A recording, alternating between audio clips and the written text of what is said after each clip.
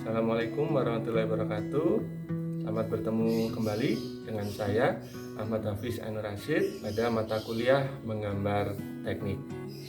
Pada hari ini kita akan masuk materi berikutnya mengenai proyeksi. Nah, seperti yang sudah kita bahas sebelumnya, jadi tujuan dari kita membuat gambar adalah untuk menyampaikan ide. Nah, agar ide itu bisa tersampaikan kepada pembaca idenya atau si penerima ide, maka kita harus membuat gambar sesuai dengan standar yang ada. Salah satu standarnya adalah berupa proyeksi. Jadi bagaimana kita menyajikan gambar bisa dalam bentuk 2 dimensi ataupun dalam bentuk 3 dimensi.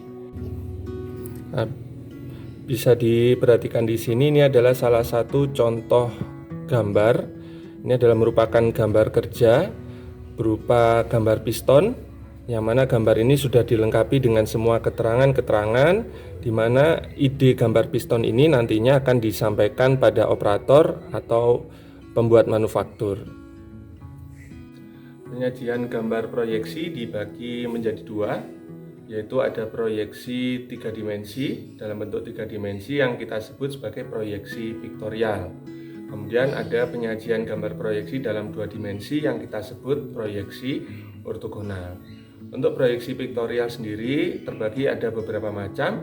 Ada proyeksi isometri, ada proyeksi dimetri, ada proyeksi miring, dan ada proyeksi perspektif.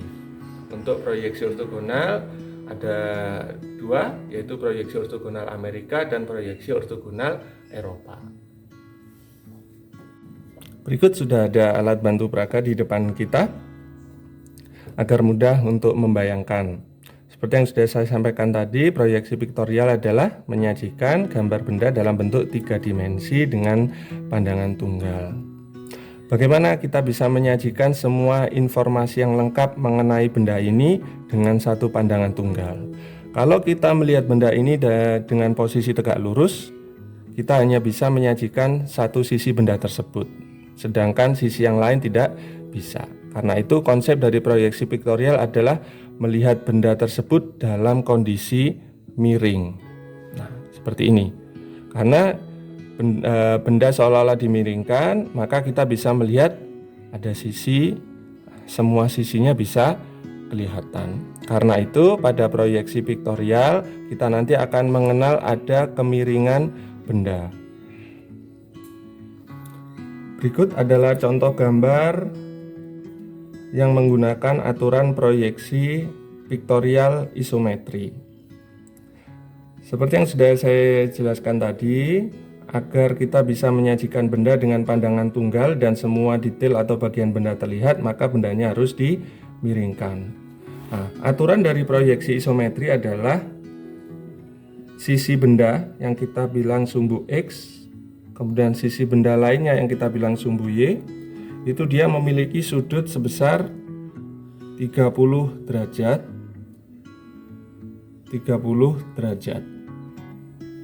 Kemudian sumbu Z-nya ini adalah posisinya adalah 90 derajat.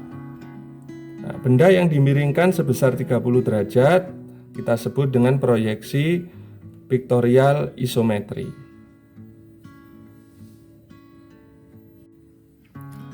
Berikutnya adalah proyeksi piktorial dengan aturan dimetri. Kalau tadi isometri, sumbu X dan Y-nya memiliki sudut 30 derajat terhadap garis horizontal. Kalau aturan proyeksi dimetri, dia memiliki sudut X-nya adalah 7 derajat, Y-nya adalah 40 derajat. Nah, ini adalah 7 derajat, nah ini adalah 40 derajat. Baik aturan proyeksi isometri maupun proyeksi dimetri, karena bendanya dimiringkan, maka ada yang namanya skala perpendekan. Karena apa? Benda yang dimiringkan yang terlihat oleh mata itu adalah ukurannya lebih kecil dari sebenarnya. Adapun berapa besaran skala perpendekannya bisa dilihat pada modul yang ada di teman-teman sekalian. Selanjutnya kita akan membahas mengenai proyeksi ortogonal. Ortogonal yaitu menyajikan gambar proyeksi dalam bentuk dua dimensi. Nah, bagaimana kita bisa membuat gambar dua dimensi dari sebuah benda yang tiga dimensi? Caranya adalah kita melihat benda secara tegak lurus. Karena kita melihat benda secara tegak lurus, agar kita dapat menyampaikan informasi secara lengkap, maka kita menggambar lebih dari satu gambar. Nah, karena itu berbeda dengan proyeksi piktorial yang tadi, pandangannya tunggal. Kalau di ortogonal, pandangannya adalah lebih dari satu, karena melihat bendanya secara tegak lurus. Pada dasarnya setiap benda memiliki 6 sisi. Karena itu pada proyeksi ortogonal kita akan mengenal nanti ada 6 pandangan benda. Misalkan contoh di alat peraga ini kita bisa melihat benda ini. Ini benda kita lihat dari depan, kita lihat dari samping kanan, kita lihat dari samping kiri, kita lihat dari atas, kita lihat dari bawah. Masing-masing memiliki detailnya masing-masing. Karena itu proyeksi ortogonal kita akan menggambar lebih dari satu gambar. Pada proyeksi ortogonal kita mengenal ada dua aturan. Yang pertama adalah aturan proyeksi ortogonal Amerika dan aturan proyeksi ortogonal Eropa. Di mana perbedaannya?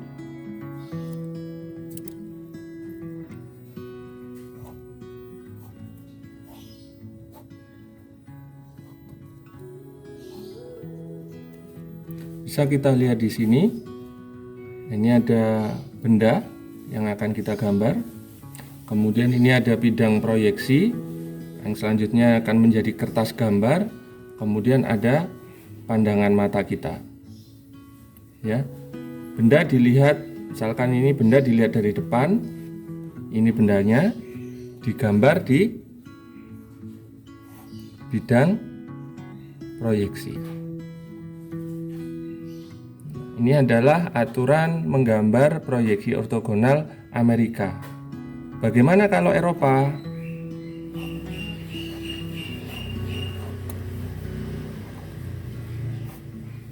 Nah, kalau aturan Eropa seperti ini. Ini ada bendanya, ini ada pandangan, dilihat dari depan, digambar di bidang proyeksi. Nah, jadi perbedaannya di sini antara proyeksi Eropa dan proyeksi Amerika. Saya ulangi lagi, kalau proyeksi Amerika, ini pandangan bendanya ada di belakang bidang proyeksi. Kalau proyeksi Eropa, ini ada pandangan benda, kemudian ini bendanya bidang proyeksi. Nah, itu tadi adalah perbedaan proyeksi ortogonal dengan aturan Amerika dan Eropa dengan satu bidang proyeksi. Selanjutnya akan saya jelaskan bagaimana menyajikan gambar proyeksi Eropa dan Amerika dengan 3 pandangan utama dari benda. Untuk memudahkan, pada proyeksi ortogonal kita kenal yang namanya 3 pandangan utama dari benda, yaitu pandangan depan, pandangan samping kanan, dan pandangan atas. Ya, jadi untuk menyederhanakan kita kenal 3 pandangan utama dari benda. Saya ulangi lagi, yaitu pandangan benda dilihat dari depan, benda dilihat dari samping kanan, benda dilihat dari atas.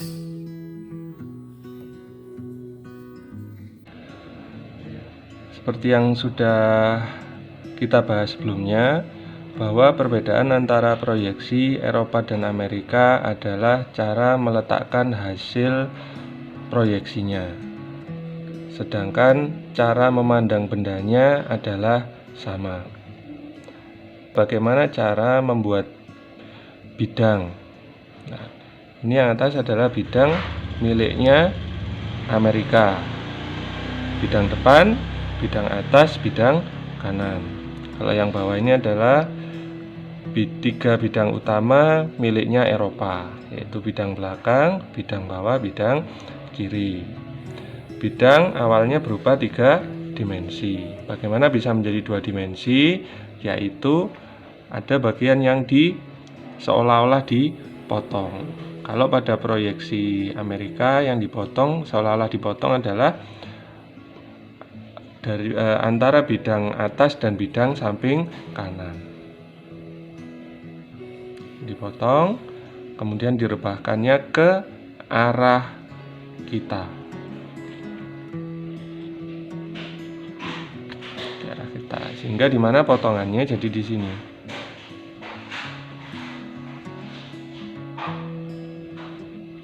Ya, ke arah kita.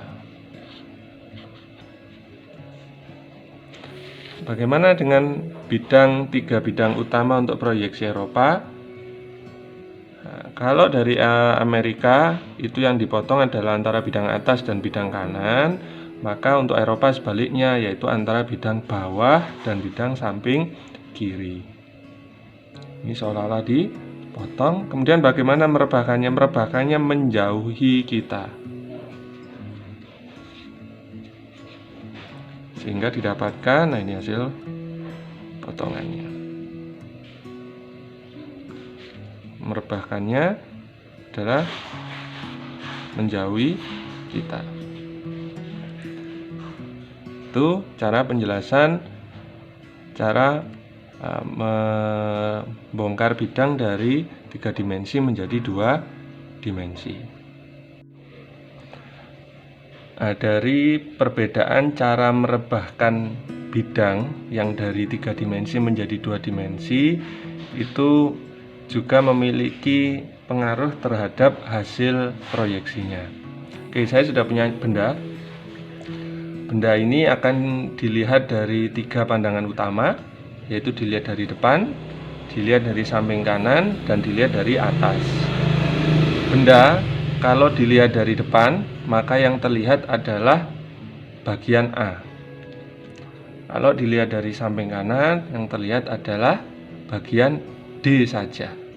Dilihat dari atas, yang terlihat bagian B dan C saja. Oke, sekarang kita akan menggambar benda ini menggunakan aturan proyeksi Amerika. Paling mudah untuk menggambar itu diawali dengan kita gambar bagian depannya dulu. Nah, bagian depan berarti benda dilihat dari depan. Yang terlihat adalah bidang A.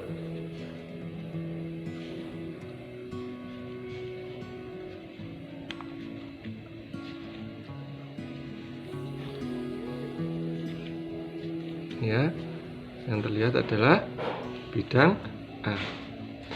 Selanjutnya kita bisa menggambar pada bidang selanjutnya kita bisa melihat benda tampak atas atau tampak kanan. Kita gambar dulu yang tampak atas. Nah, ini adalah garis bantu.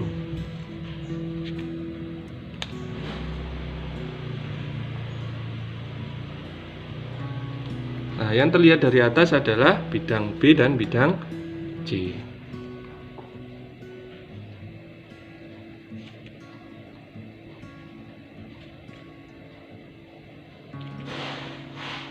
Nah, ini ya, bidang B-nya.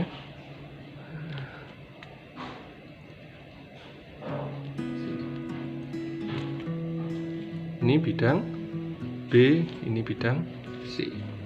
Selanjutnya kita lihat benda tampak samping kanan. Ya, kita tinggal hubungkan antara menggunakan garis bantu. Inilah salah satu fungsinya garis bantu itu dapat mempermudah kita ketika mengerjakan. Karena pada prinsipnya menggambar proyeksi itu adalah membayangkan. Tadian ya, ini titik ini bertemu di titik sini. Atas, sini, bawah, temu titik ini. Kemudian tarik atas, temu titik ini, tarik atas, titik ini, nah, titik ini. Berikutnya titik ini, tarik ke atas, temu titik ini, ke samping titik ini. Ya. berlanjut untuk semua titik. Ini bawah, atas, samping bawah, atas, ya. Ini titik ini. Sehingga ketika dihubungkan bentuknya seperti ini. Nah, di sini yang terlihat adalah bidang D. Oke, saya akan pertebal agar lihat jelas. Ini adalah hasilnya.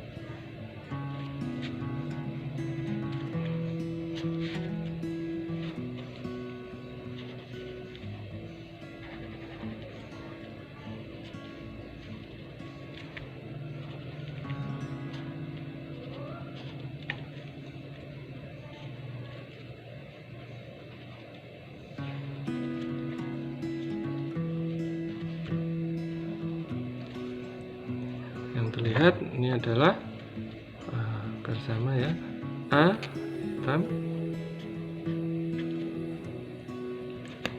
D, B, C. Nah, setelah itu direbahkan, kita pindah ke sini.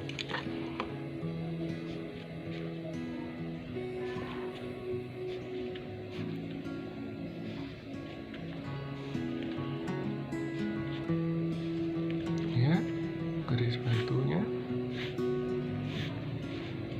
dan kita tarik ke atas.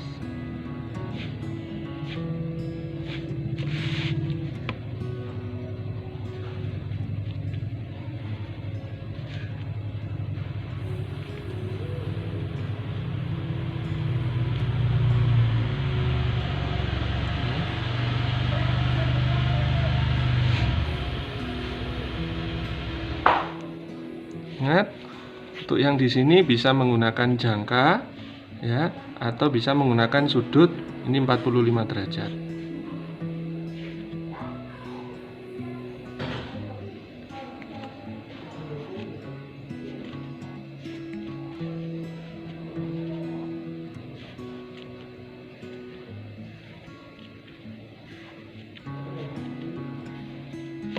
Oke, saya terbalik.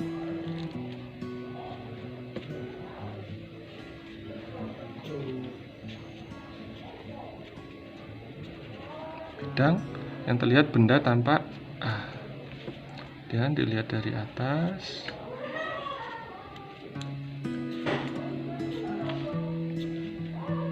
Oke, dari atas yang terlihat adalah benda tanpa B dan C. Kemudian ini tampak kanan, benda dilihat dari kanan.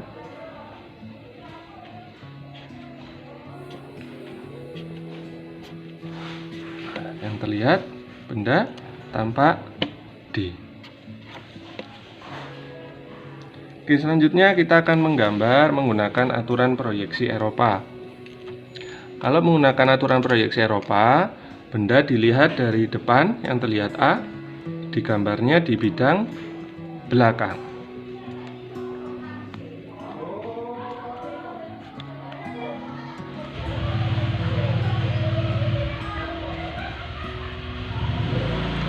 Nah, ini tambah belakang. Kemudian bagaimana ditarik garis bantu.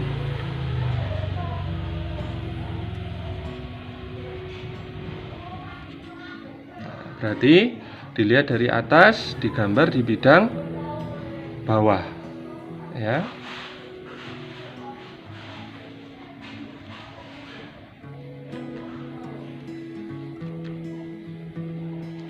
Nah, dilihat dari atas, B-nya bagian depan ya.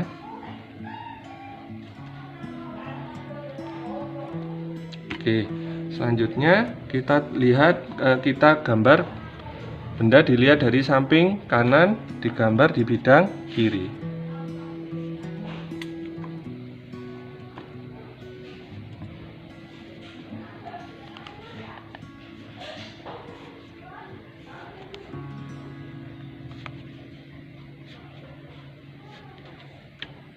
Nah, dilihat dari samping kanan.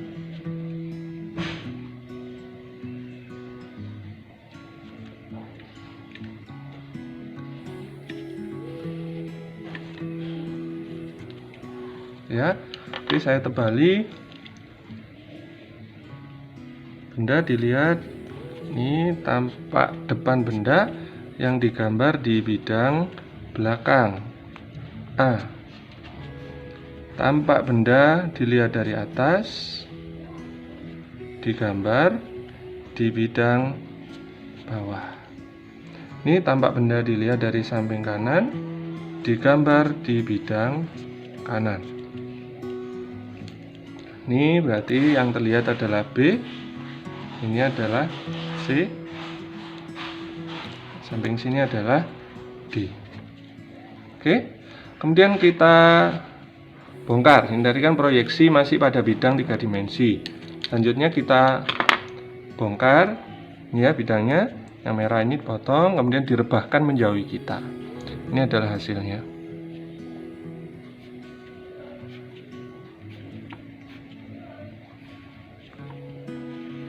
Ya, kita tarik garis bantu.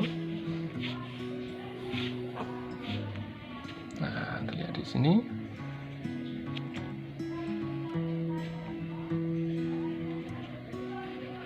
Nah, B-nya di bawah. Kemudian kita tarik ke kanan.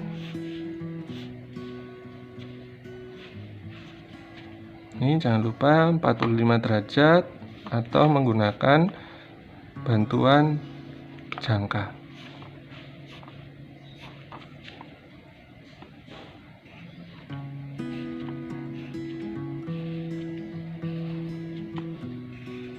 Oke, saya terbalik. Ini tampak depan.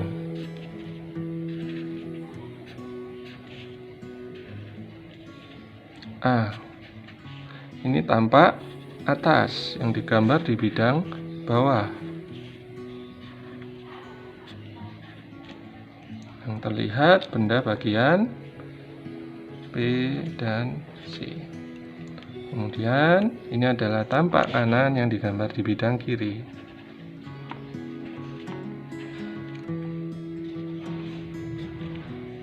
Nah, yang terlihat benda bagian D.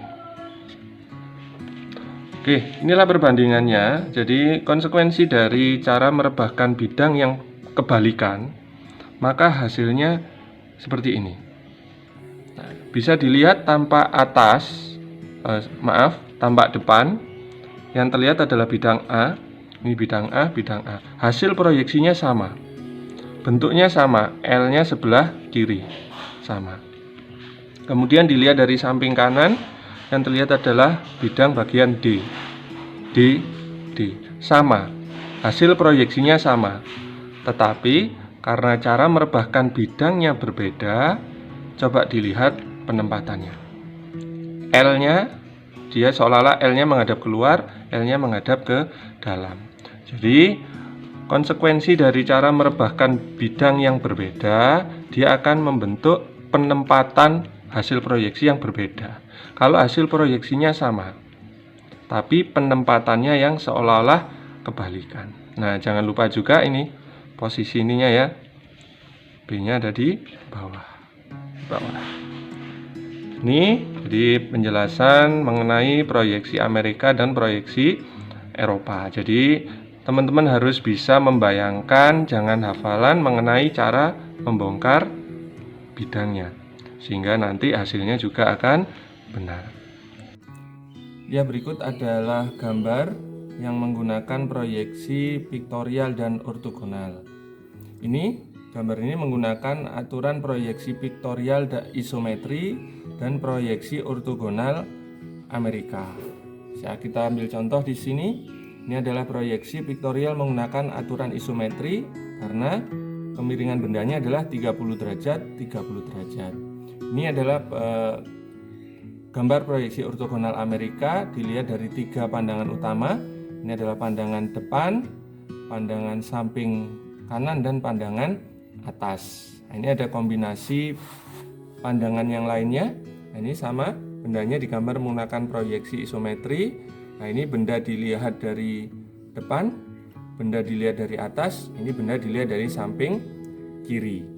Nah, kalau yang ini bendanya dilihat dari depan, bendanya dilihat dari bawah, dan benda dilihat dari samping kanan. Nah, nanti di akhir teman-teman selain harus bisa membuat gambar, teman-teman juga harus bisa membaca gambar sesuai dengan capaian pembelajaran yang sudah kita tentukan. Ya, itu tadi sudah kita bahas materi tentang proyeksi. Sebelum kita akhiri, mari kita review kembali apa yang sudah kita bahas sebelumnya tadi. Yang pertama adalah tujuan atau fungsi dari gambar adalah untuk menyampaikan ide atau informasi. Agar ide atau informasi tersebut dapat diterima oleh si penerima ide atau penerima informasi, maka gambar yang kita buat harus memenuhi standar. Salah satunya adalah memenuhi ketentuan proyeksi. Nah, tadi ada dua proyeksi. Yang pertama adalah proyeksi piktorial, yaitu menyajikan gambar benda tiga dimensi dalam bentuk tiga dimensi dengan pandangan tunggal. Bagaimana kita dengan pandangan tunggal bisa menghasilkan gambar tiga dimensi, yaitu benda harus dimiringkan. Berapa kemiringannya? Untuk proyeksi isometri, kemiringannya adalah 30 derajat, 30 derajat. Untuk proyeksi dimetri, kemiringannya adalah 7 derajat dan 40 derajat. Karena benda dimiringkan, maka ada yang namanya skala perpendikan. Kemudian berikutnya adalah proyeksi ortogonal, yaitu penyajian benda tiga dimensi dalam bentuk dua dimensi. Bagaimana caranya adalah melihat benda secara tegak lurus. Agar informasi yang disajikan lengkap untuk proyeksi ortogonal, maka kita melihat benda lebih dari satu pandangan. Ada tiga pandangan utama dari benda, yaitu pandangan depan, pandangan samping kanan, dan pandangan atas. Itu adalah materi kita hari ini. Adapun pustaka yang kita gunakan ada beberapa, yaitu kita menggunakan buku dari Ohan Johan Suratman, yaitu menggambar teknik mesin. Kemudian ada buku dari Marbun Moin, menggambar teknik mesin. Kemudian ada buku Takeshi Sato dan Sugiarto, yaitu menggambar mesin judulnya. Kemudian yang terakhir adalah buku dari Yogaswara Eka, yaitu membaca gambar teknik. Sekian materi hari ini. Wassalamualaikum warahmatullahi wabarakatuh.